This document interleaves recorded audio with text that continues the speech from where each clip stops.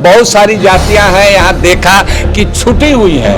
वो शंकर जी के त्रिशूल पर है, उनका नामे नहीं है आज तक। पिछड़ा दलित एक समान, हिंदू हो या मुसलमान, हमारा ये नारा, अकेले हम इस लड़ाई को नहीं जीत सकते हैं। देखिए, ये तो सबसे बड़ी बात है कि जाति जनगणना होनी चाहिए और उसमें सभी जातियों की जनगणना होनी चाहिए। सिर्फ पिछड़े की ही नहीं, अगड़े लोगों की भी जनगणना होनी चाहिए, हिंदू मुसलमान सब में। चलेगा कि कौन कितना आगे बढ़ा है, कौन कितना पीछे हटा है और किसकी सामाजिक स्थिति और नौकरियों में किसकी कितनी नुमाइंदगी है, सरकारी और गैर सरकारी नौकरियों में, मीडिया में भी। तो ये जाति जनगणना होगी तभी ना पता चलेगा किसके पास जगह, जमीन, धन, दौलत है। ये सब होनी चाहिए। दूसरी बात ये है कि जो पसमानदा मुसलमान हैं उसमें से बहुत सारी जातियां ऐसी हैं जिनको शेड्यूल कास्ट में जाना चाहिए, जिनको शेड्यूल ट्राइब में जाना चाहिए। बहुत सारी जातियां हैं, यहाँ देखा कि छुटी हुई है। वो शंकर जी के त्रिशूल पर है, उनका नामे नहीं है आज तक। जब मैं बिहार में बैकवर्ड कमीशन का मेंबर था तो कई हिंदू मुसलमान जातियों को अति पिछड़े वर्ग में मैंने शामिल कराया, उनका नामे नहीं था। कई लोगों का तो ये सब भी होना चाहिए। आदिवासी में कोई धार्मिक प्रतिबंध नहीं है संविधान की धारा 342 पर, लेकिन उसमें भी बहुत सारी जातियां छुटी हुई है, उनको भी शामिल किया जाना चाहिए।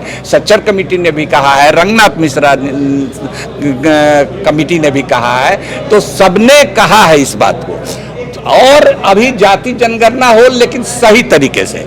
हम लोगों को सबसे बड़ा डर ये है कि जो मौजूदा हुकूमत है वो जाति जनगणना को पर समझिए एक तरह से फिरका परस्ती की रंग चढ़ा करके उसको कराना चाहती है, ताकि उसको डर लगता है कि अगर जाति जनगणना होगी तो उसका ध्रुवीकरण का, पोलराइजेशन, कम्युनल पोलराइजेशन का एजेंडा पीछे चला जाएगा।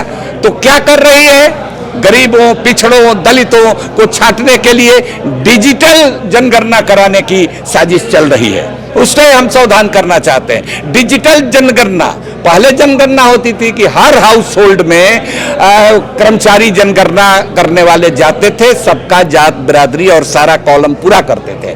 अब ऑनलाइन कीजिए तो कितने लोगों को के पास इंटरनेट की सुविधा है, पहाड़ में, जंगल में रखते हैं, गरीब हैं, गुरबा हैं, मोबाइल तक नहीं है।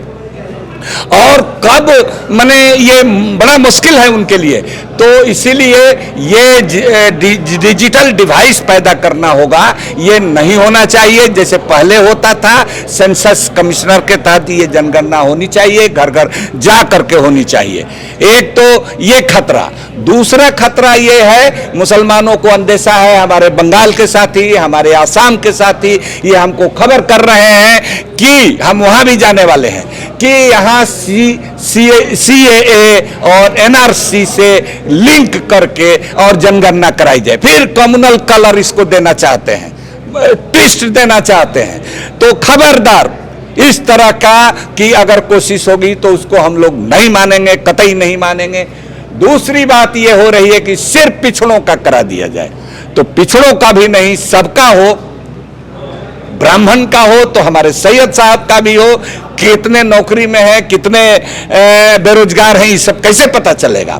तो दूसरी चीज ये है कि जिस तरह से हम लोगों को तो मलाल ये भी है कि जिनको हम लोग वोट देते रहते हैं उनकी नजर से भी कई बार हम लोग ओझल हो जाते हैं। पूरे मुस्लिम समाज के लोग ओझल हो जाते हैं। लड़ेंगे और हम अकेले नहीं हैं, हिंदू, मुसलमान, दलित सब इसका विरोध करेंगे, आदिवासी सब विरोध करेंगे, मिल के लड़ेंगे।